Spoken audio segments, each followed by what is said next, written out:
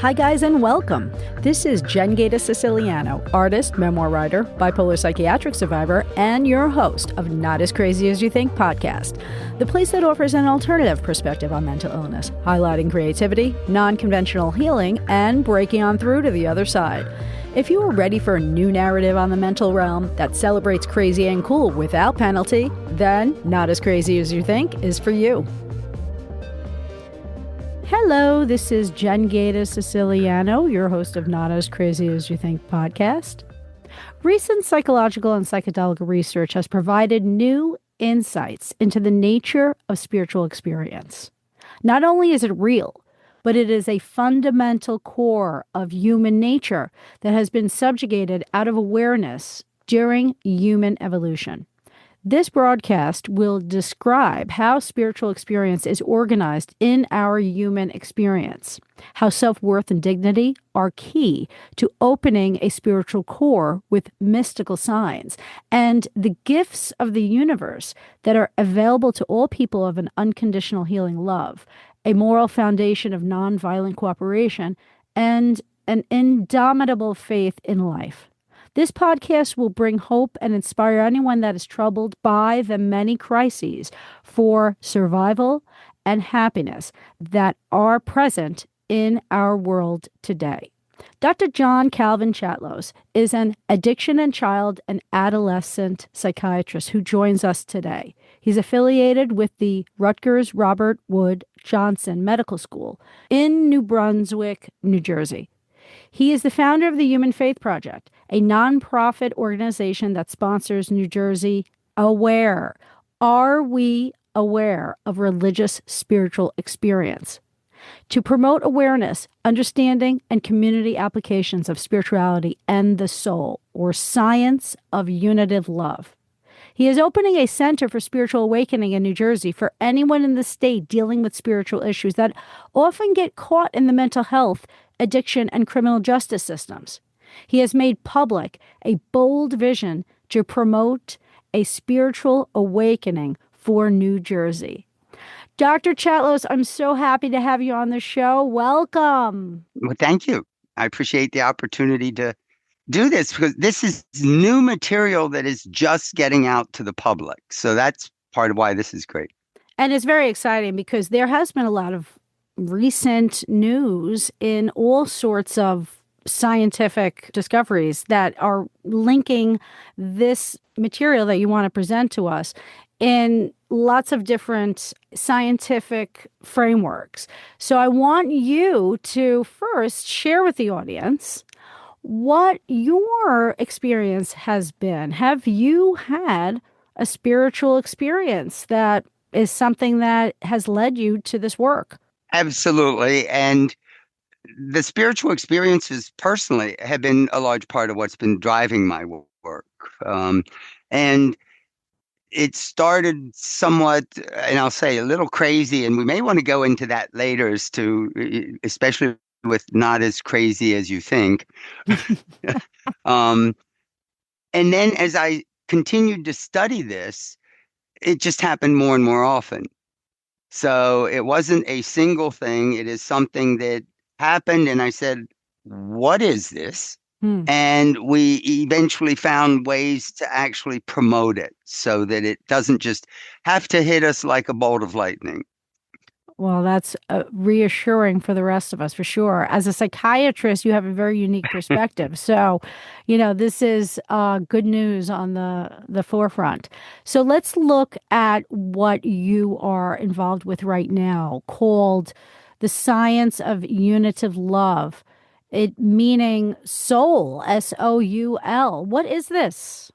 Well, I'm going to talk about the science of unitive love, and actually I'm going to talk about the soul, and we'll describe what that means. The science of unitive love is a concept that was developed by a Jude Curvin and Grant Story from a cosmological foundation worldview that emphasizes interconnectedness, wholeness, and unity of all. They bring it or start it from modern physics, beginning with the Big Bang, or what they call the Big Breath, that modern physics, quantum theory shows all is connected. And some of you and the listeners may be familiar with quantum entanglement, which, as we further understand it, may be even more connected with each other than we can imagine yet. And what soul, or the science of unitive love, is it takes their cosmological foundation about interconnectedness and brings it down personally and experientially. And what's amazing is when we do that, it opens to what I will describe further as unitive love that is part of spirituality. Okay, so when you speak of spirituality, a lot of people are, they use these words interchangeably between religion and spirituality. Are they different in some way? Yeah, and it is important because when we use the word spirituality, often people's faces glaze over because they immediately go to religion. And when I'm using the word religion, I'm talking about an institutional framework of beliefs and practices, usually associated with a group, like Hmm. a specific religion, where spirituality is an individual, personal experience that is related to pursuit of the sacred and the divine, but not necessarily, and often not connected with a specific spiritual tradition. One of the other things people might be aware of, that's especially in the research, is the term religiousness or religiosity, that these are beliefs and practices that relate to pursuit of transcendent and the divine, but may not be affiliated with any religious tradition, such as someone may do yoga and not be Hindu, or may pray and not identify as Christian or Muslim. And my guess is there's a lot of listeners that have adopted these practices and do not necessarily connect with formal religions, especially the spiritual but not religious group of Hmm. people. I think 40% of Americans claim to be spiritual but not religious. Hmm. So Hmm. that's the distinction I use. So spirituality is a personal experience. Okay. Now, you could still be possibly both, right? Religious and spiritual, or do most people fall into one of these categories? You can be spiritual and religious. You can be spiritual and not religious. You can be religious and not spiritual, or you could be neither. Yes, yes. Absolutely. Because Okay. spirituality is universal. Okay.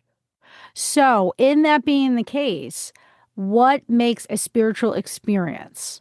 Now, I know that some people have the word mystical associated with that. I know with my personal experience, I felt it was mystical in some way. So, can you give us a little bit of, flesh that out for us? What is a spiritual experience? Before we get to spiritual experience, there are hundreds of definitions of spirituality. I use something I call a functional definition, that is the quality of the relationship to whomever or whatever is most important or supreme in life.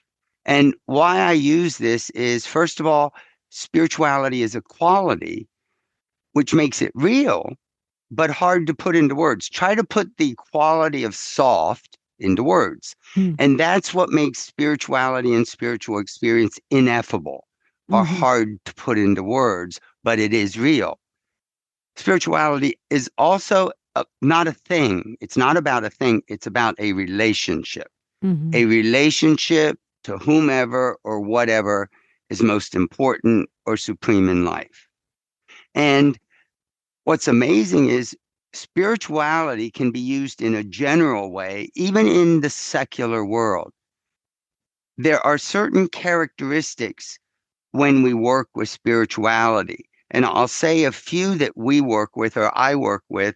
First of all, there's a sense of connectedness, and a Mm-hmm. connectedness beyond normal everyday experience to something, not always Mm-hmm. sure what it is. There's also a vitality and an aliveness or an energy that open up. There is usually a sense of wholeness, integrity, or maybe even unity that is present. And there's an emotional component. It may be peace, it may be serenity, it may be joy, awe, wonder, depending on the context. And finally, there is usually a particular meaning or purpose in the experience.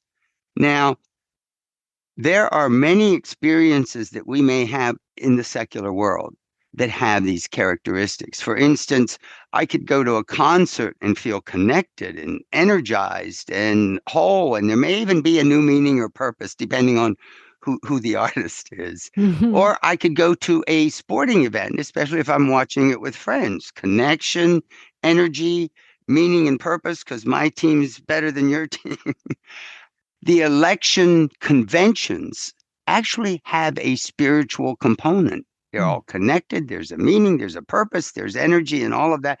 And probably even more familiar with many people is just communing with nature Hmm. has several of these characteristics. Now, these characteristics are what I mean by the word mystical. Hmm. And mystical doesn't mean magic. The definition of mystical or mysticism is obtaining knowledge without the use of reason or by using intuition. Hmm. And that's Hmm. what makes the whole experience different. We can't think our ways into spirituality. It is truly a grounded experience. And what I've described is general understanding of spirituality, but what my work has specifically been focused on is what I would call spiritual experience. And what's different, a spiritual experience is a personal experience. And I mentioned it's non ordinary. It just isn't like the rest of ordinary experience where there may be one or more of these characteristics that are intense and usually of a short duration. Hmm. So you had asked me if I've had a spiritual experience or what they are. It really is. It can be spontaneous. They can be triggered by life events, stressful situations. Near death experiences can lead Hmm. to spiritual awakenings in many ways. So it's a non ordinary experience having one or more of these characteristics of connectedness, vitality, wholeness, peace, serenity, or some emotional component. And there usually is a specific meaning and purpose. The idea that it's non-ordinary is important.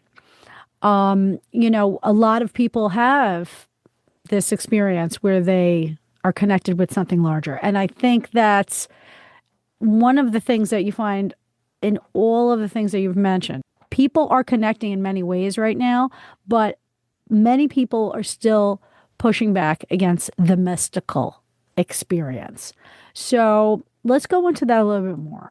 So, this soul or science of unitive love that you're exploring right now and that you're trying to bring to a larger audience through your center, there's a framework of spirituality in this that describes how spiritual experience is organized in human experience. So there is a framework and a structure. It's not just kind of like, let's talk about spirituality in a very loosey goosey way. Tell me a little bit more about kind of grounding this in people's imagination so they understand this is a little bit more than woo woo. I like your woo woo and loosey goosey about spirituality. Well, right? Jen, I actually started my college experience as an electrical engineer. So I take electrical engineering thinking into psychiatry. So for Yeah. me, woo woo and loosey goosey just wouldn't work Right. too well. Right. So what we've identified is a very specific framework of how spiritual experience is organized in our human experience. And I'll be honest, it actually answers questions that humanity's been looking at for 2,500 years. Hmm. Hmm. And the way it would be nice if this were a video. So all of your listeners are going to have to sort of imagine what I'm talking about. So let me see if I can describe it. Imagine a table, not a table, but a table with columns and rows. And we're going to look at four columns. So the first column is we have thoughts, we have feelings, and we have actions that can describe almost all of experience. Now, part of the problem is our culture raises young people to have this belief that they are their feelings or they are their thoughts or their actions. Like if I feel sad, I am sad. If I Yeah. feel hopeless, I am hopeless. Mm-hmm. What we try to emphasize is we have thoughts, we have feelings, we have actions, but we also have the ability as human beings to make a choice as to which we empower and which we don't. Mm-hmm. That's very critical in doing this work. So, first table is experience, thoughts, feelings, and actions. Mm-hmm. One of the keys to this framework is the integration of all three, the integration of head, heart, and body. And when we integrate those three rather than separating them, what comes out of that integration is what we call an attitude. Now, the word attitude has all kinds of bad connotations, like, you've got a bad attitude. We're talking about attitude is neutral, and it's Mm. a combination of all three. For instance, someone may have a pessimistic attitude. Well, the thought is this isn't going to work. Mm-hmm. The feeling may be disappointment or discouragement, and the action with that attitude may be dismissal, avoidance. Okay. Mm-hmm. Attitudes are built within us and they are unconscious. The definition of an attitude of a plane or a boat, is the direction of, let's say, the boat with the horizon of the earth. So when I talk about humans or us having an attitude, it's the direction of who I'm being that may be in relation to myself, Mm. to my feelings, to other people, to the world, to even life itself. We Mm-hmm. have attitudes about life, and we have definitely attitudes about other people and attitudes about ourselves. Mm-hmm. And the attitudes are out of awareness. Now, what we've learned and what I've learned in my work is that attitudes develop from the effect of life experiences on our self worth and dignity. So, Mm-hmm. the second and the third columns, just put in your mind self worth, and the third column, put dignity, just like integrating head, heart, and body with thoughts, feelings, and actions. Self worth has three components. So underneath self worth column, put self confidence next to thinking, put self esteem next to feeling, and put self competence or being able to do something properly next to doing. The integration of all three of those is what we mean by self worth. And self worth is sort of a word we don't usually use, but it's critically important in our experience. And it is important for people to realize as we grow, self worth develops. Mm-hmm. Think of a baby between 0 and the first year, year and a half. They focus on self competence, doing, because that's about all a baby can do, is pretty much do. Mm. As they mature to 3 and 4 years of age, the feelings expand, especially in response to no. Mm-hmm. All kinds of emotions develop, and self esteem becomes the beginning. And between the ages of 5 and 7, the brain has a burst of development. It myelinates, which makes all of our thinking much faster. And between 5 and 7 is when we even have the thinking ability to say, I have confidence. Now, think of back to 5 and 7. For most of us, that's our superhero period. Hmm. Think back, Jen.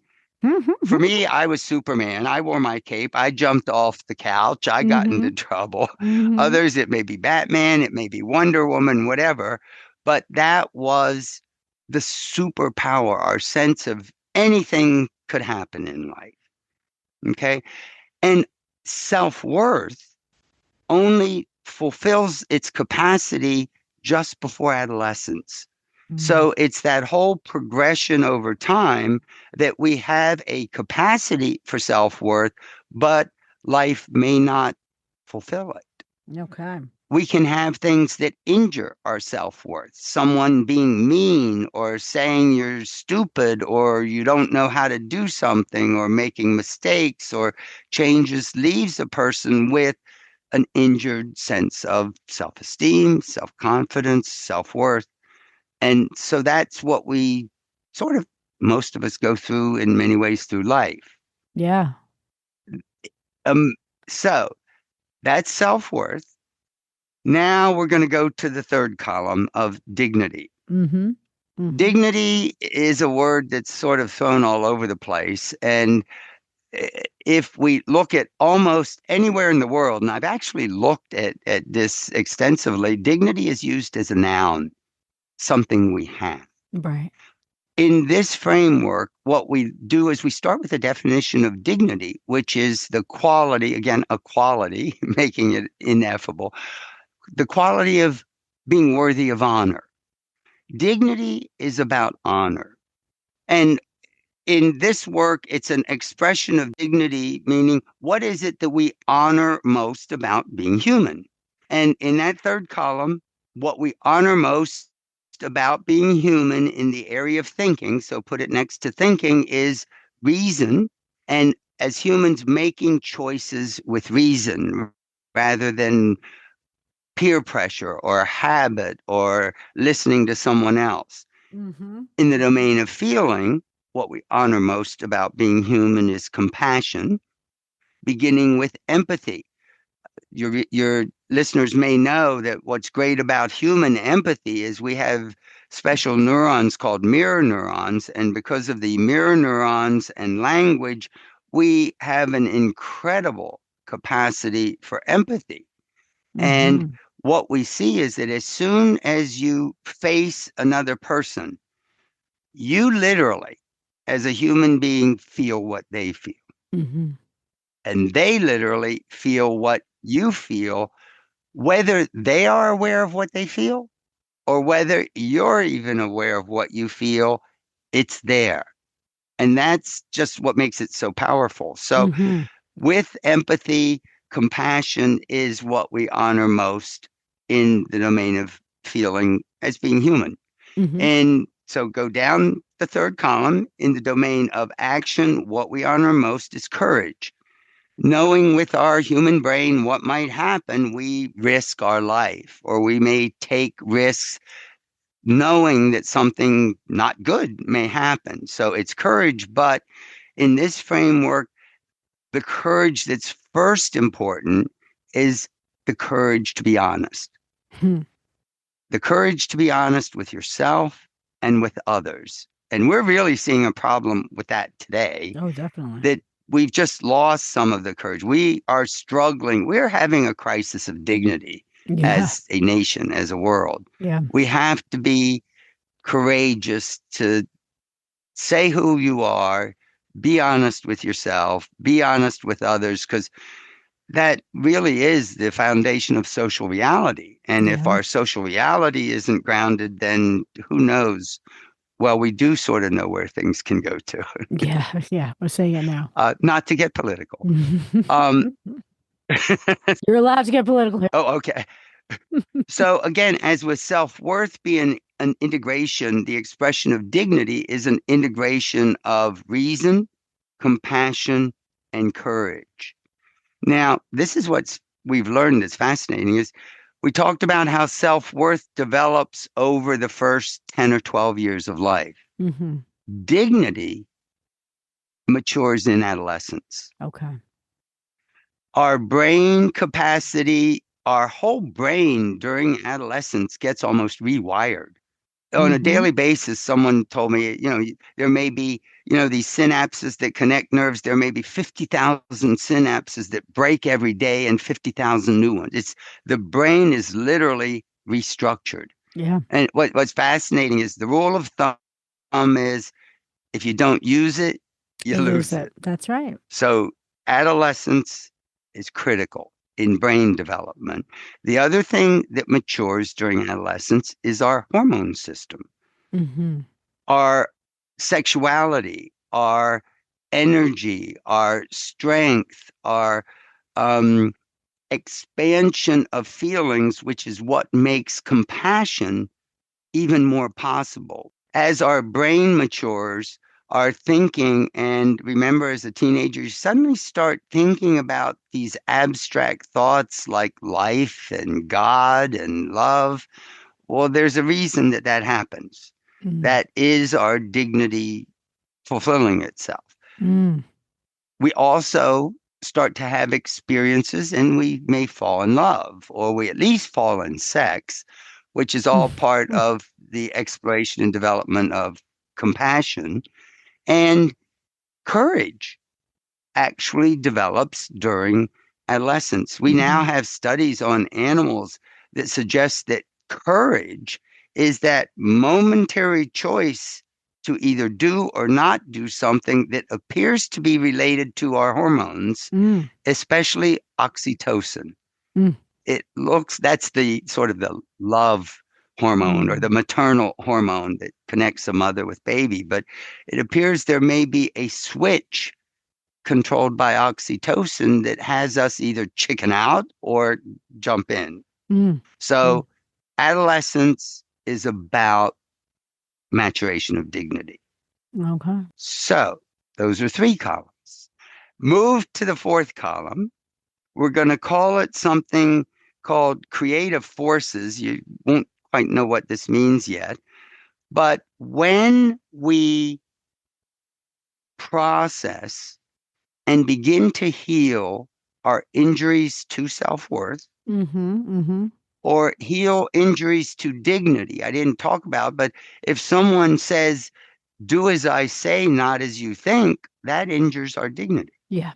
Or someone forces us to lie, don't tell your mom about the woman I had out there, or that I've been drinking, or whatever, that damages our courage.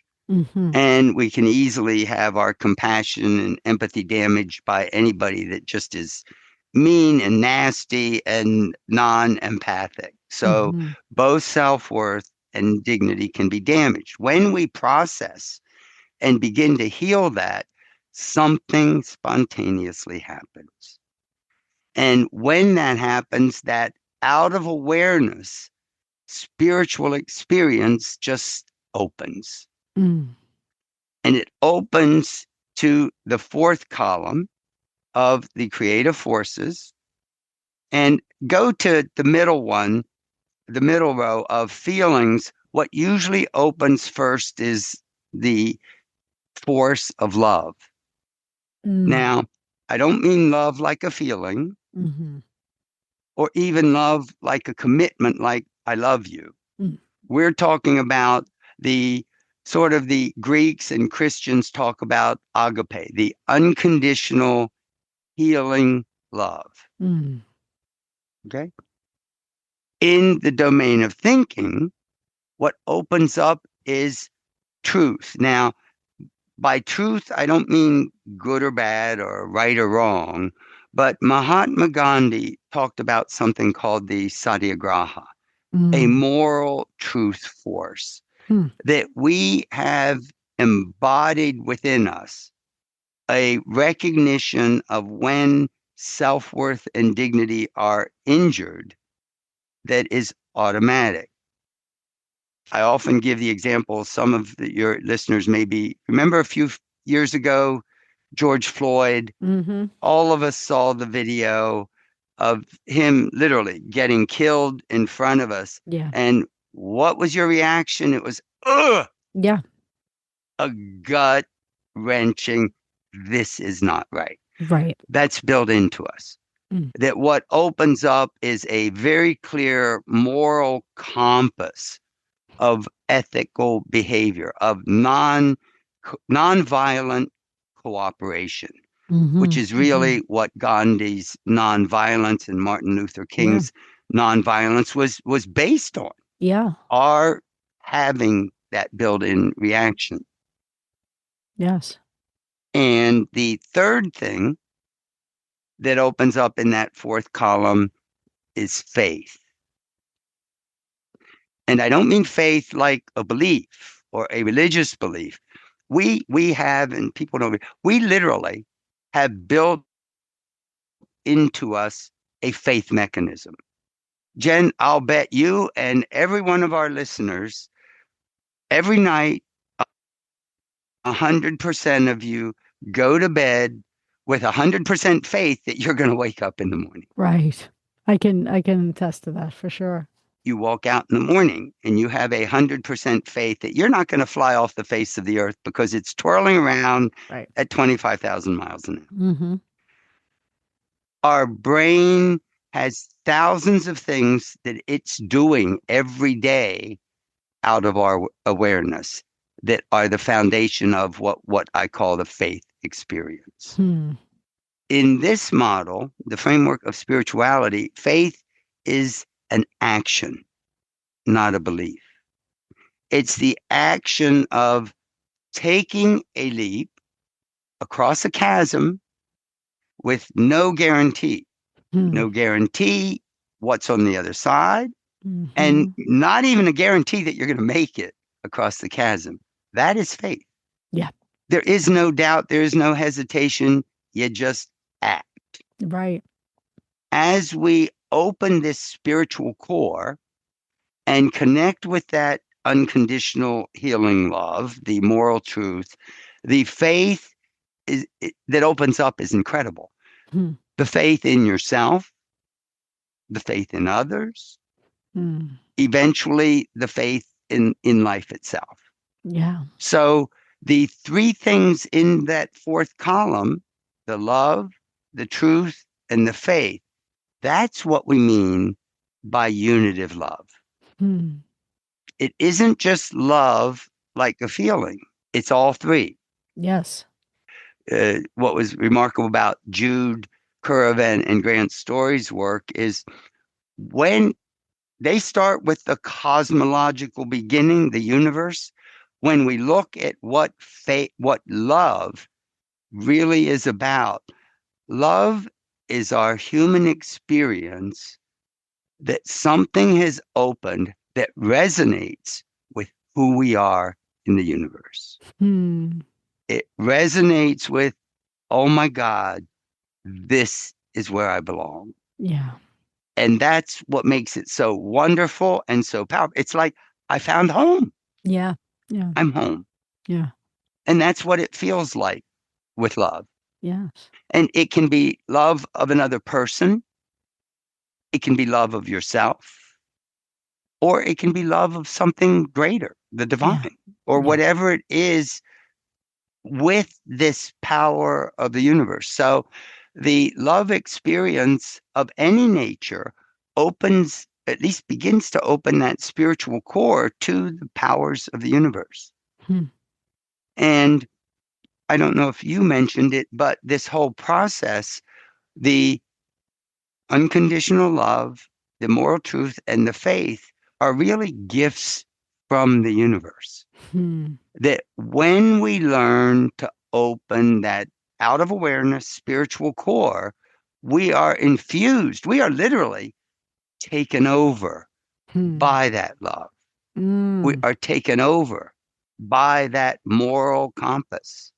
And ultimately, and you probably have had that experience with spiritual, you are taken over by faith. It's a different reaction to the world. Yeah. Yeah. Yes. I've referred to a spiritual core, and again, so that it's not woo woo or whatever, our spiritual core appears to have a neurobiological basis. It is wired into us. And part of how we know this now is modern research of the psychedelics. I'm talking about opening this spiritual core. The psychedelics use psychedelics that open the spiritual core to this love, to this truth, to this faith. And what we know from research is that when someone has a psychedelic experience, opens the spiritual core, when it's integrated, they have a greater sense of self-worth and dignity. Yeah. So it's like two ways. Yeah. So the research in psychedelics has really expanded our knowledge that this is not woo-woo. This is for real. This is Yeah. wired into us. It is human nature. And unfortunately, because it's out of awareness, we have to go looking for it. Yes. The other thing, the spiritual core has a holotropic drive. The word holotropic means toward wholeness, that Sigmund Freud talked about. We have sex and aggression and all these bad feelings that we have to learn to control. Well, he sort of missed the boat that his unconscious was only the beginning discovery of our spiritual core. But the spiritual core drives us toward wholeness in terms of self-worth and dignity. Hmm. And it drives us toward wanting to reconnect with this spiritual core and these gifts from the universe. Yes. It's actually pretty remarkable. It's amazing, actually. I mean, when you break it down in this way, it seems as though, like a lot of what Freud was saying, it gets kind of like locked into that second column of self-worth era. And he seemed to be very obsessed with early developments in people's lives affecting the rest of their lives. But from what I'm hearing you're saying is that there's not enough attention given to these other stages of life that would help us kind of connect to a larger spiritual energy or universal structure where we could kind of like have more control over our spiritual emergence. And also what I'm hearing is, do people get stuck somewhere between like the dignity experience and the creative forces experience, and then they have possibly a spiritual, awakening that kind of forces it? That's interesting. Yeah, people can get stuck anywhere in the table, Mm-hmm. and Mm-hmm. they do.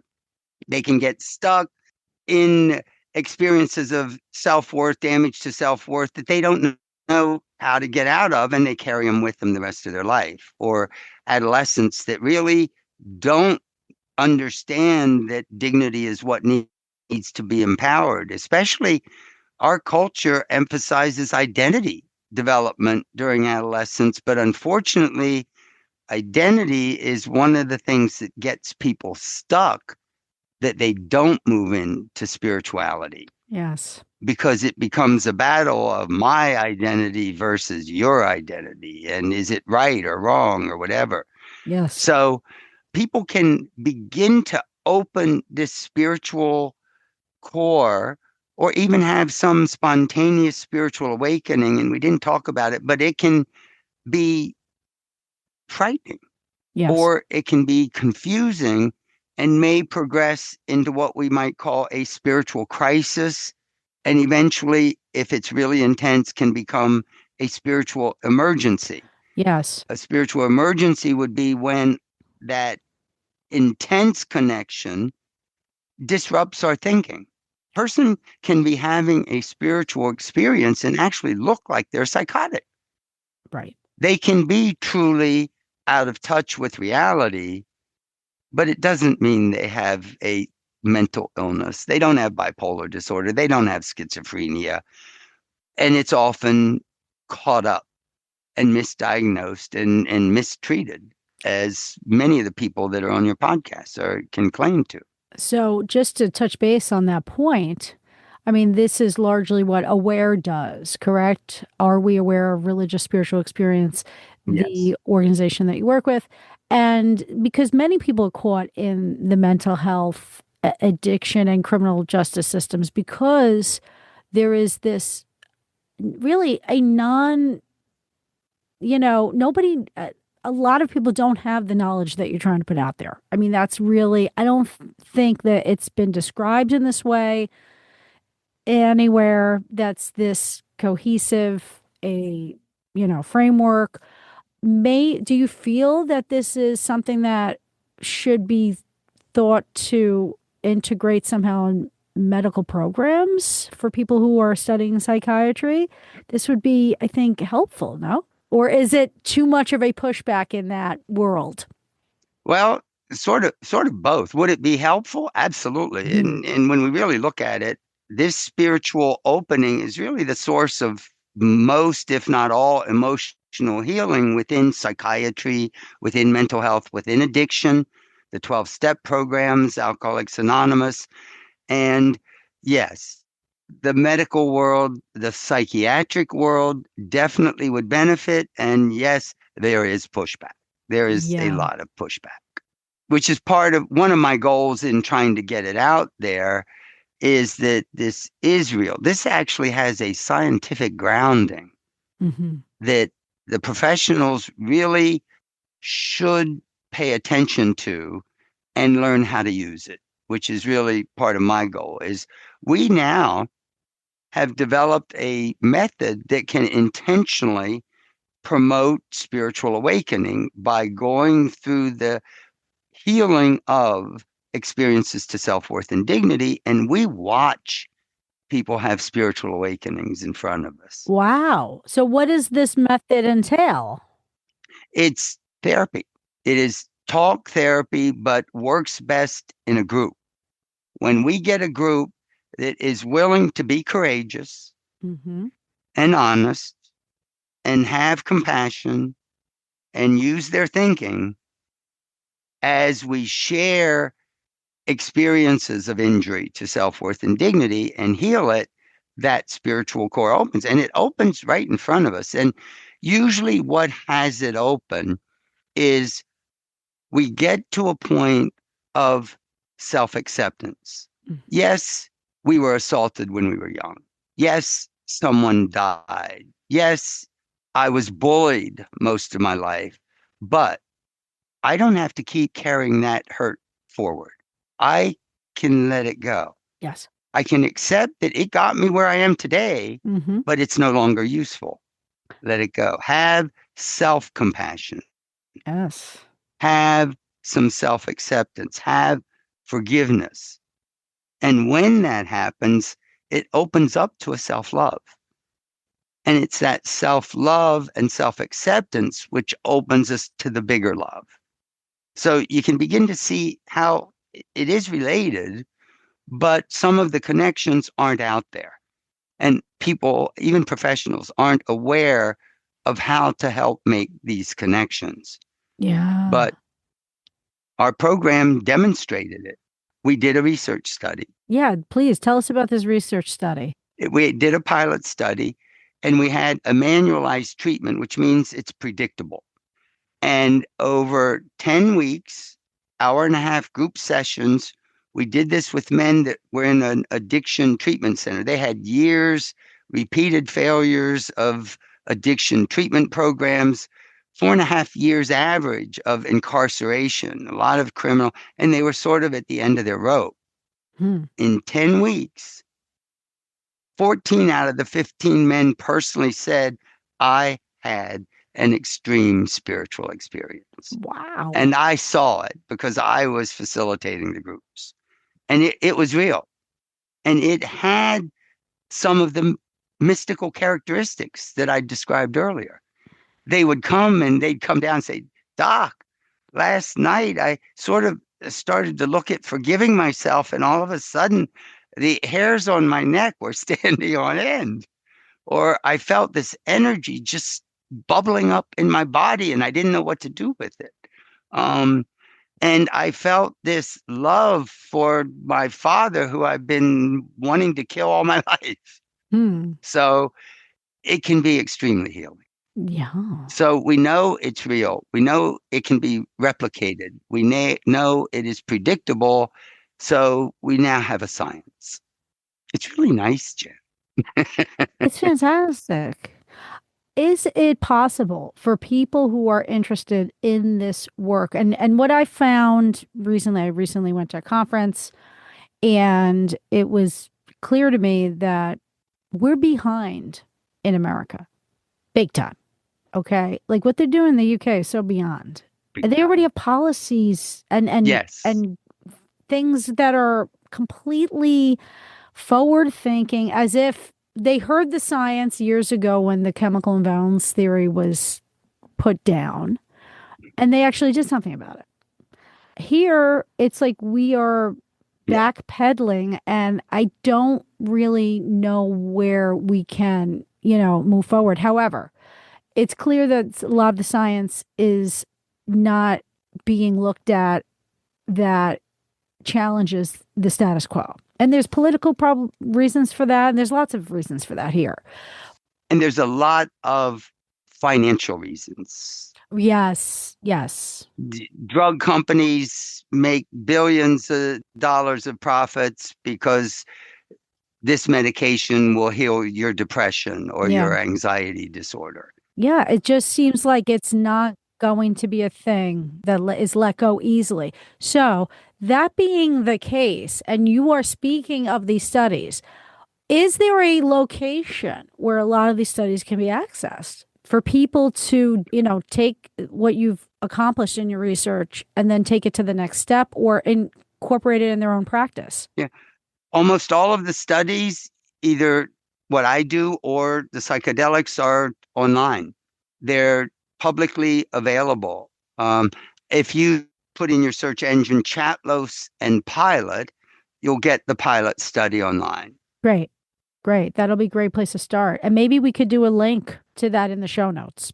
Now, one of the other things that I'm hearing as you're speaking is that this gives people a lot more agency when they feel as though they don't have it, especially when they are labeled with these serious disorders and suddenly they're told, you really can't trust your own mind. They can't even begin to start thinking about what they are able to do within their own, set of cognitive skills and, I guess drives, personal drives. They are told that those things can't be trusted. So it's really in opposition to, I guess, what the overall guidance is of psychiatry, which is, you have something wrong with your brain. Now, how do we get to the level of, I guess, integration? Is there a way to get there from using this framework and using, I guess, maybe the certain things that do seem to work on some level in psychiatry, helping people get to a healing position? Because I know personally in my experience with psychiatry, it was very much not like that. I couldn't experience any healing through it until I finally let go of psychiatry. Now, looking back on it, I know that there were moments when an interruption of my way of thinking was helpful because I couldn't break out of what I like to call a shamanic journey. There was just a need for me for that to stop because I didn't have a shaman by my side to help me through it. So, the drugs seem to work in that way just to knock me out of a crisis state. But it seems as though you are inviting this like co-creating force to enter like a clinical setting. So, what are the next steps for people who are doctors and want to start thinking of their practice or their patients or the psychiatric approach in a different way?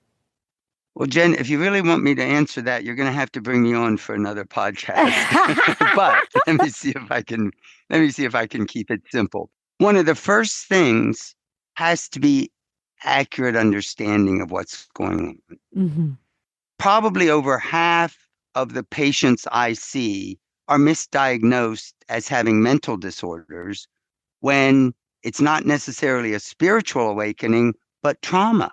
Yes. all kinds of trauma can cause anxiety and depression and mood swings.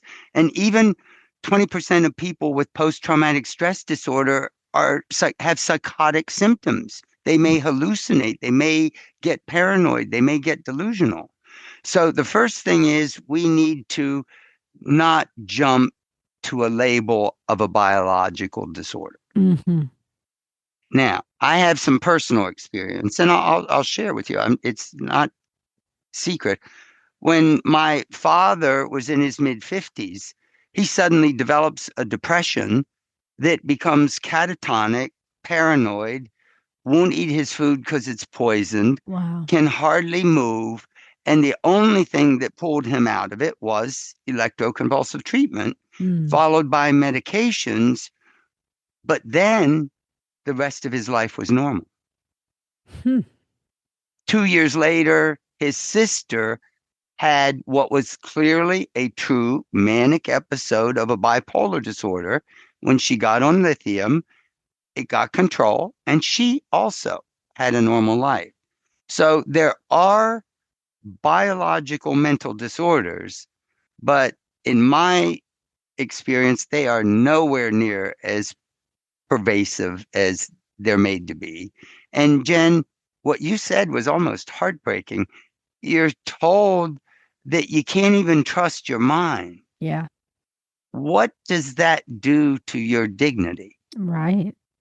That is, and now we're at least recognizing it's a moral injury. It Yes. is saying you can't even control what's fundamental about your ability to think or your ability to feel legitimate feelings, not crazy or biologically driven feelings. Yeah. So, diagnosis is first. Yes, there are biological disorders. Don't jump to give them a diagnosis. Don't jump to say they need medications forever. And I tell people, you may want to look for spiritual experience underlying it, but more likely than not, it's trauma. Yeah. And we're not talking about trauma like being kidnapped or terrorized. It can be small things that happen to a 4-year-old Right. or a 5-year-old because adults are giants. They're terrorists every day. Yeah.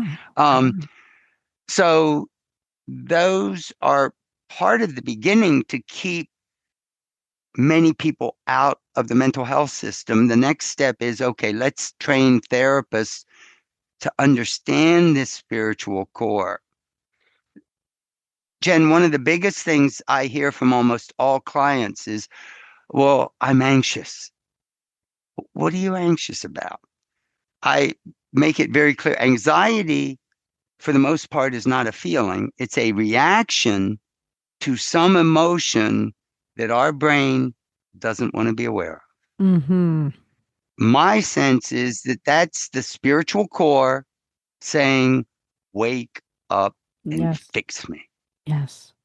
I hurt, but I'm too afraid to face my own hurt. Help me. Yes. When we can do that, when we can get into a really caring relationship with our clients, and I describe it as I have to care about my client enough that I will share and go through your heaven and your hell. Yeah. The worst pain, loss, suffering, terror, anger, rage, greed, vengeance, and the greatest joy and bliss and happiness and gratitude. Mm. The intensity frightens many therapists because it really is extreme. Yes. But almost everyone has a little bit of heaven and a little bit of hell in their early life Mm-hmm. that they carry along. And we really don't want to keep carrying hell too far, Yeah. so to speak. Right. It's really interesting because you are taking this vision to promoting a spiritual awakening center in New Jersey. Yeah, Do you want to share a little bit about this center that you are putting forward and what's offered there and, who is eligible to partake of the offerings? Yeah, first of all, I'm located in New Jersey, in sort of central Monmouth County near the shore.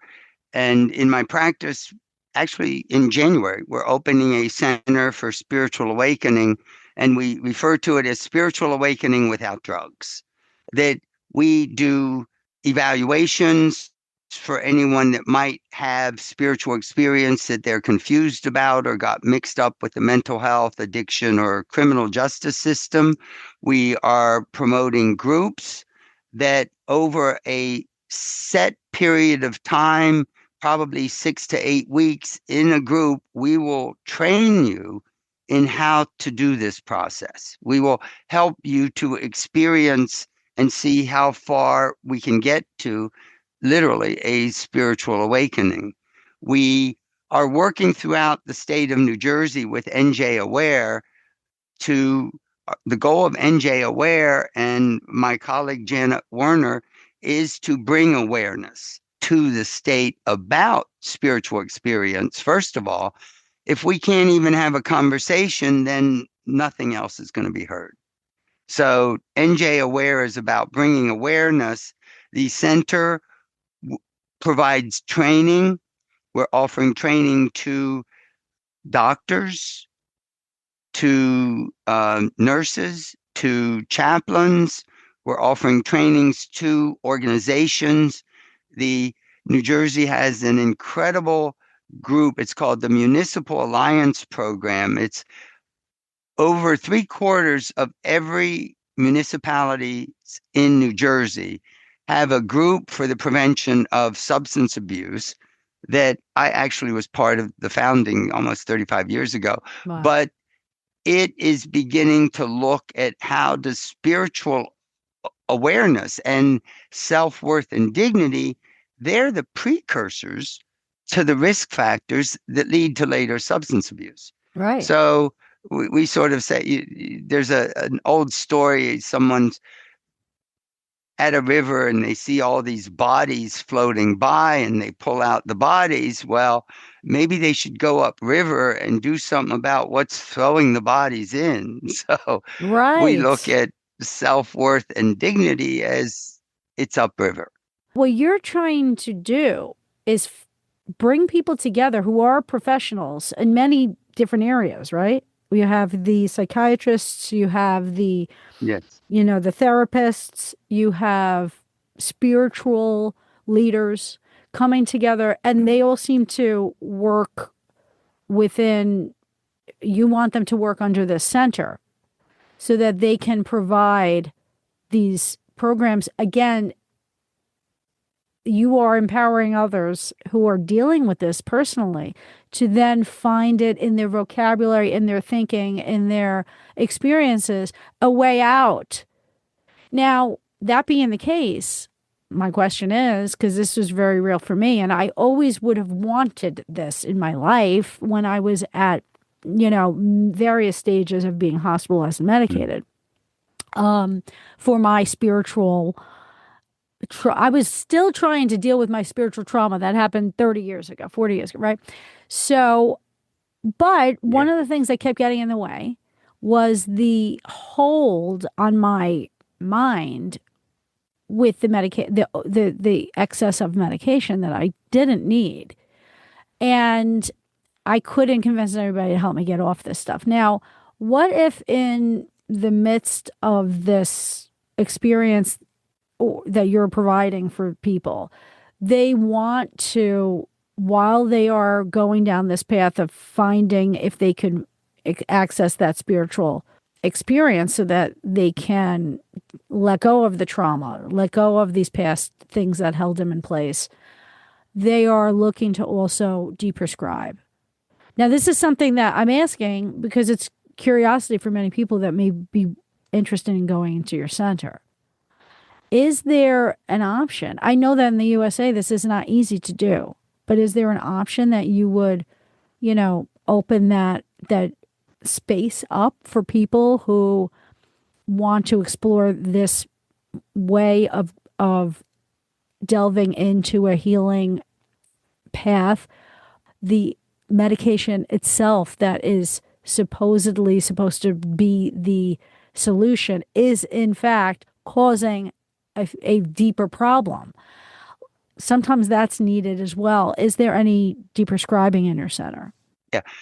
For probably the last 20 years in my career, it's been uh, sort of a given that I will regularly evaluate the medications with my clients to see if they really need them because they may have had a crisis. They got on medications, like with your experience, they helped, but then you got your life together. Right. Doesn't mean that you need to stay on them. And yes, for years, and that's part of what the Center for Spiritual Awakening, I will look at where you've been, where you are with medications, and will in a structured manner look at, can we lower them? Can we get you off? Because it isn't always known whether a person can be without the medications. Right. So the de-prescribing is sort of the term now. Absolutely, anyone interested in at least beginning the conversation, taking a serious look at it, yes, that's what I can be doing at the center. I'm seeing that the Center for Spiritual Awakening is more of a resource like what you said you wish you had, Mm. that anyone with a sense of a struggle that they think might have a spiritual component, let's talk about it. Yeah. And let's look at it. I can look at, is it spiritual? Is it psychological? Is it neurobiological? Is it social? Mm. Is it really your situation that's the problem, or is it past trauma? Yeah. We need a resource. Absolutely. And yet, resources are hard to come by with people who are limited with funds. Do you offer insurance options? At this point, the center is sort of built on my private practice, which has not accepted insurance, but that would be outside of my center in my private practice. Mm-hmm. What we're trying to do with the center is it isn't offering programs that would even qualify under most insurances Right. because we're not treating disorders. Right. We're exploring the spiritual nature of being human. So the services we provide, there will be fees. We try to keep them minimal so that people can come.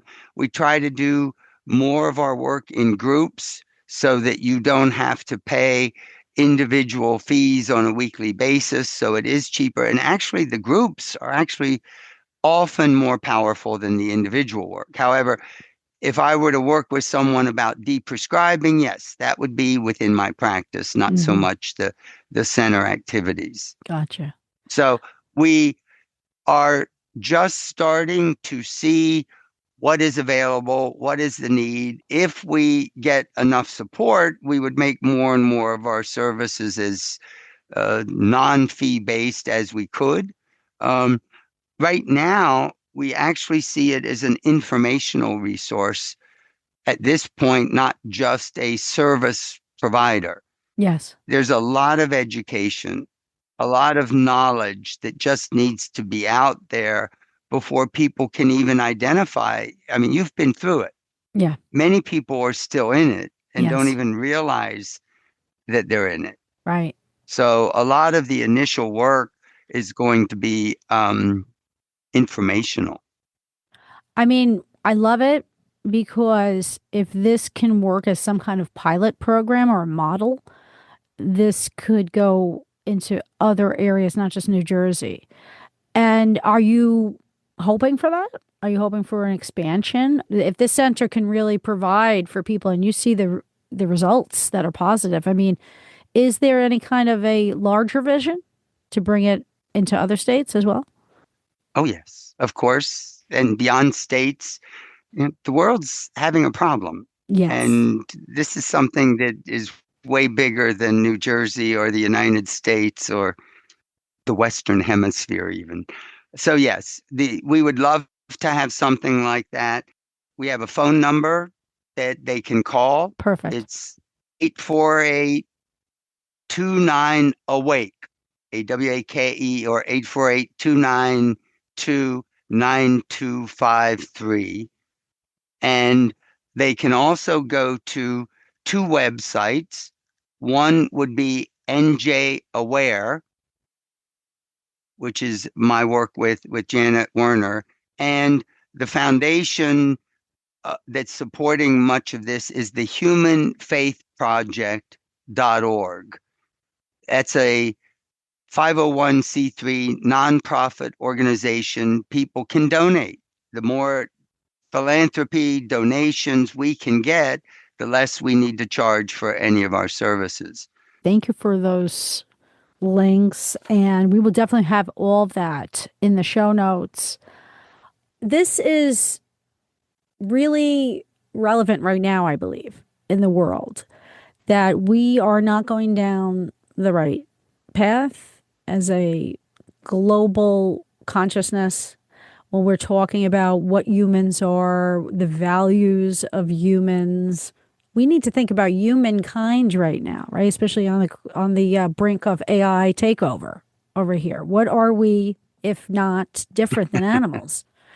So, what do you think its place is in the world of today? Can it be influential in regards to the crises that we see politically, globally, and here in America? The Science of Unitive Love, developed by Jude Currivan and Grant Story, was designed and is still being designed to precisely address that. They recognize that our current worldview of us being separate entities, the idea that our world is materialistic, it's competition based, it's about possession, it's about power and dominance, all of those aren't working. Right. And part of the reason they're not working is because we aren't paying attention to our fundamental nature, which is unitive love.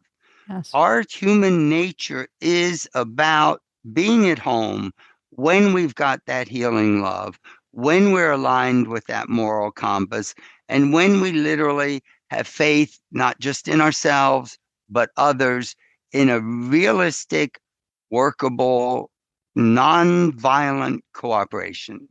So the whole approach and the foundation of the soul and the science of unitive love was to create a new worldview to challenge the current worldview. Yes. And challenge it with a moral imperative. Why do we not pay attention to our fundamental human nature, which is really what it sounds, Jen, it sounds sort of schmaltzy to say that love is the answer, but the unitive love that we are talking about, it is. It is. It's cohesion. And it's not just that emotion of love. Right. It's cohesion. It is cohesion. We use its coherence. It is a coherence and a resonance with what we are supposed to be in the universe. Yes. It really is about home, says E.T. Yes. So yeah, this has a much broader vision than just individual application or New Jersey. That was the foundation.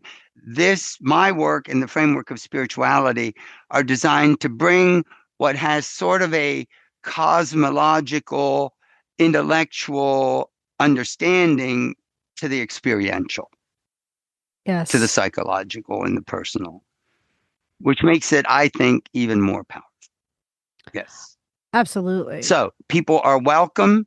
I will direct them to some of this work also. It's going on nationally, worldwide, because you are right. Almost everyone realizes something's not working. Yes. And we think it's a fundamental worldview that is being missed. Going back to like just religious institutions, right? Each religion has its own fundamentals. I feel like if we just everyone likes to practice their spirituality in a certain way. And maybe that's the religion of their choice. But the fundamentals, I think, are what unify it all. In every classic traditional religion, they always point to love. I'm glad you're bringing up the going back to religions because people could listen to this and say we're dismissing religions. Not at Right. all. And it is important. What I'm describing about this spiritual core, it's Yes. universal. In fact, most religious traditions, the founders were mystics. They had this kind of spiritual experience and it just got twisted or redirected over time. So nothing I'm talking about regarding spirituality dismisses or puts down religions. It's Hmm. universal. So that's one of the important things. And each religion, you said it, each religion has their own method of honoring and celebrating and practicing whatever it takes to keep them connected with this spiritual Hmm. center. So that's one piece. So if there is this essence that, even physics then can say, yes, this is real, it would just be the ultimate merge of science and spirituality. Is there something in modern physics that this group works on shedding light on in terms of like the modern physics discoveries that maybe, if we get that kind of information out as well, this, which feels very, rooted in individual souls, can people could really link on to that connection. Because I believe that some people who are very just scientific people, they've gotten so rooted in materialism that they're missing the whole connectivity of it all. The connection with modern physics and quantum, even though the theory of the science of unitive love starts with that because the universe starts with everything is connected, yes, that's a fundamental given. I have difficulty basing my actions on something that's like that and not experiential. So to direct people to jumping on, well, quantum entanglement, that even quantum entanglement, yes, theoretically, it may account for things, but experientially, for me, it doesn't have a motivation. Mm-hmm. So we can look at what the scientists are doing. Yes, fundamentally, everything is interconnected. Everything is one whole, interconnected, relational unity. Mm-hmm. To make it effective, I refer people more to the experiential side. Yes. There are people that are doing work as to how does quantum physics, how does quantum entanglement relate more to our experiential world, but I wouldn't be the one to direct them there at Mm-hmm. this point. Mm-hmm. So you are so fully committed to this, unlike any other psychiatrist I have ever personally met. And I've met a lot. I feel personally that in order for a person to really understand that this is important in clinical settings and in the whole approach towards mental illness and kind of reintegration of people when they get fractured mentally for one reason or another, psychically, because they can't figure out how to handle trauma. It sounds like you really deeply understand this. And I want to know more, if you would be interested in sharing, about, was there anything personal that you went through? Yeah, I'll share a few things because it's actually some of it's an interesting story. First of all, my background, my father was a Protestant minister. So Wow. the church and God and Jesus was all I knew. Yeah. I also grew up in the town where Catholicism's first American born saint, Elizabeth Ann Seton, did her work. She came out of New York into Baltimore and then came to this little town in the middle of nowhere with farmers and mountain people. and set up almost an elite training school in classical music and dance and languages, and set up the Sisters of Charity, which is now a worldwide organization. So, but of course, as a teenager, I rebelled against it. God was dead, all of that typical thing. And Mm. there was a real turning point that I think it's a great story. I'm in my psychiatric residency at Bellevue Psychiatric Hospital in New York with all its infamy. I'm Mm. also in a psychoanalysis, a Mm. standard Freudian psychoanalysis. And one night I wake up and I am in a panic. I'm sweating. I'm almost having trouble breathing. I'm in a frenzy. And I remembered there was a dream. I had a dream that this horde of women in all kinds of clothed or unclothed array were chasing me, and I was in a panic. So I calm myself down. I go to sleep. I wake up in the morning and I'm paranoid. I'm going to be killed that day. Wow. And I was convinced. So I go to my work. I tell people I probably didn't say anything more to my patients than hello and see you next week in order to get uptown because I was in New York. And I tell the story. I was so paranoid. I'm walking uptown with my back against the buildings looking for what's going to kill me. Yeah. And I was terrified that my analyst would have a camera in his office. He would call the police, and I would be taken to Bellevue as a first episode psychosis and be diagnosed with schizophrenia. And Wow. that would be the end. Well, fortunately, I had a very real analyst. He was a real person. We had gone through quite a number of things. I go in there, and it was amazing. In one session, he recognized and helped me see that that was the classical Oedipal, King Oedipus. He killed his dad and married his mother. It was an Oedipal eruption from the unconscious because I had just started a new relationship with this absolutely gorgeous, sexy woman. And in my family, with my father, sex was sin and I was going to be killed. Right. Right. Right. That immediate, it's great. So that immediately calmed down the paranoia. Wow. But for the next 3 days, I'm still anxious.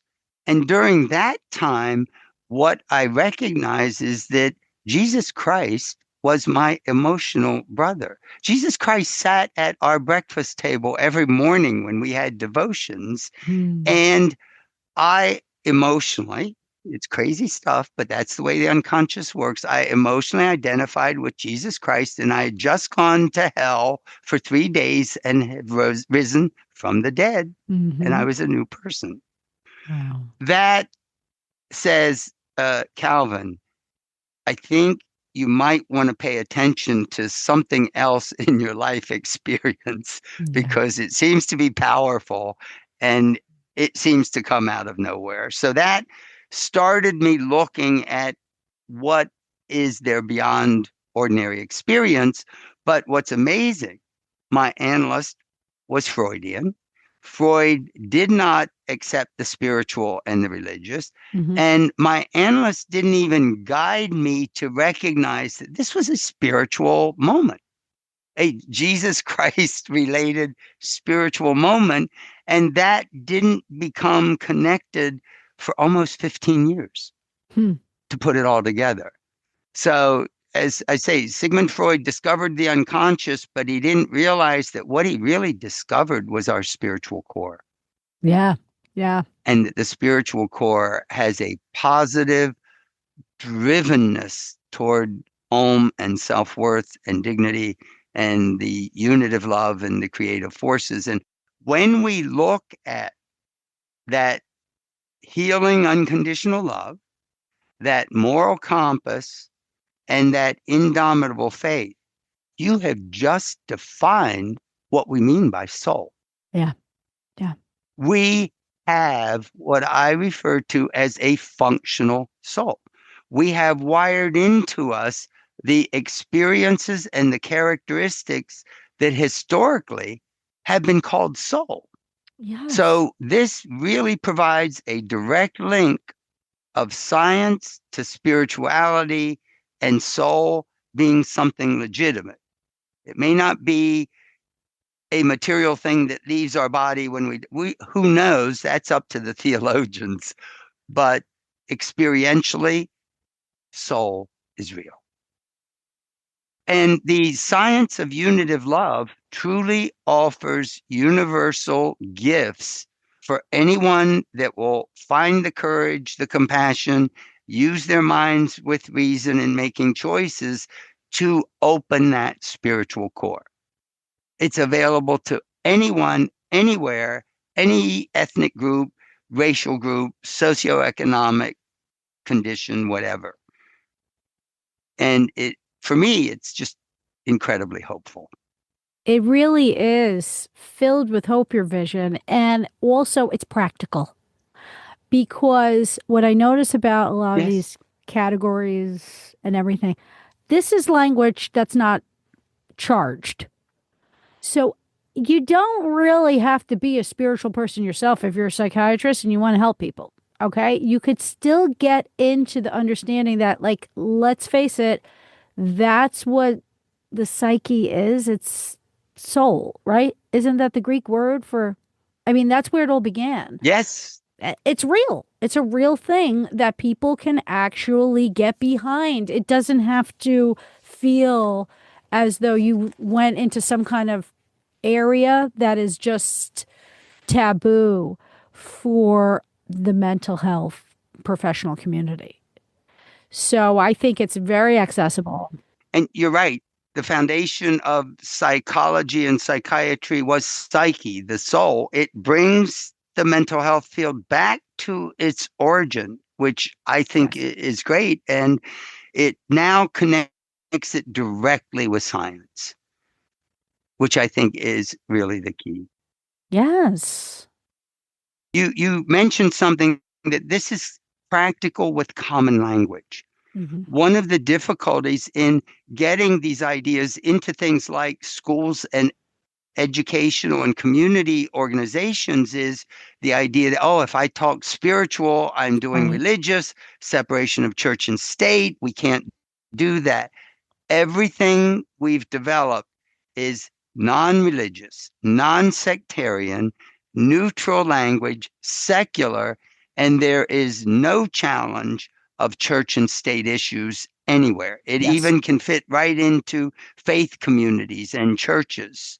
We designed it that way because we knew we had to have something that was universal. Yes. Yes, absolutely. And I think you really boiled it down to the right things that everyone can get behind. I mean, I don't see any controversy here. So I always worry that when it comes to this kind of language, even me saying I had a near death experience is enough for people to be like, oh, I don't know if I should believe her, like, but this is just something that it cannot be denied.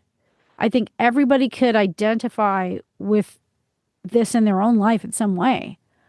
And I think you did a really great job of doing this. So it's very exciting. Um, Do you want me to read my spiritual awakening and you can yes, decide whether you want to include it? please. I'd love to hear it in your voice. That would be great. Are you still recording? Yes, we're still recording. So, this actually happened about 7 years ago. And this was after my wife's death, and Mm, I was sort of lost. And as I kept looking, people were guiding me, and suddenly here something happened. And mm. I'll say it was a moment I could have only dreamed of. All of a sudden, the events of my life fell into place. It was as if the world opened up to give me all of the important answers to my life's questions.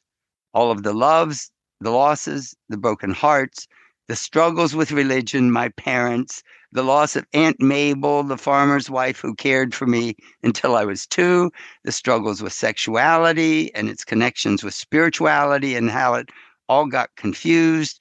It was all necessary. It all had to happen. There was a love, even for those that hurt me, as they made me stronger. and better able to deal with life's changes. My fears and outrages, embarrassments, all doubts, all didn't seem to matter. In fact, it was as if they had to happen to get to this moment. I could embrace the good and the bad so much that they didn't seem to be that different. I felt things more, the sunshine, the rain, the colors, music, and it was as if the songs were sending me messages along my journey, as if there was something in or even outside of myself guiding my thoughts, my feelings, and just throwing creative ideas in front of me to capture. My mind was on overdrive. I could barely stop to get sleep. And it was as if my old self had finished, had completed its purpose, and there was a new self being revealed. I had reached a point that I never even imagined would be possible for my life. And in a short time, there was such joy that had not been felt since I was a carefree boy of 7 years old, living safely in the country, surrounded by the always present serenity of nature, where I lived with, I lift up mine eyes unto the hills, from whence cometh my help. Mm, mm. Was that a journal entry of some sort? To record it. Yeah. I wanted to remember all the details that fell into place because over time, you know what happens over Yes. time, you lose the details, even though you know, wow, that was really profound. Yeah. And I love the feeling of that sense of coming home, to an earlier Absolutely. version of yourself. And that's where it all begins, right? It's like we need to go out there in the world and have our disruptions and our realizations and then come home with the knowledge. And that's what you've done. So You've worked with shamans, though. You've worked with shamans, right? I've worked with a couple. The whole idea of shamanism is that they reach in and you reach in and reconnect with that lost child that got Yes. put to sleep or broken off or that part of the soul, and it's soul retrieval Yes. because Soul it doesn't retrieval. disappear, but Yes. you have to reclaim it. That's right. That's right. And that is absolutely what I needed to do. And I had to go through a lot of different ways to accomplish it. And it's always an ongoing. There's always more that you can retrieve, but the overall reclaiming was so important. And it's one of the reasons why I'm very happy that you're doing this, because the paradigm that we're still stuck in is preventing people from actually doing the work that's needed so that they can get better, because they need to retrieve their souls. Sometimes when people hear about these spiritual awakenings, they think, oh, well, she was lucky enough to have one of those. She's a mystic. What we didn't emphasize is that this can be a daily way of life, that Mm. it isn't magic. It isn't anything that requires special talents. It just takes courage and compassion and reason and doing it with other people. Yes. And it happens once, and then it happens at another layer and another layer and another layer. And it, as you said, it's never done, but you do get to a point where you really do have the confidence and that indomitable faith that there's just going to be more. Yes. There's Yes. just going to be more. So the idea that it's a one time and you're in heaven, no, it Right. doesn't happen like that. Right. But it's a daily practice too, right? So it's like it's incorporating like another operating system, you know? And so if you can think of Yes. it like that, Yeah. there's a lot of hope here. So I thank you for that. Yeah. Dr. Chatlos, thank you for being on the show, and good luck with your opening. And we will have all that information in the show notes so that people can benefit from your work. Thank you. Thank you, Jen, and continue the good work you do because we're not as crazy as you think. That's right. Thanks for listening to Not As Crazy As You Think, and don't forget to subscribe to my YouTube channel. And remember, mental health is attainable for anyone, especially those labeled with mental illness. Until next time, peace out.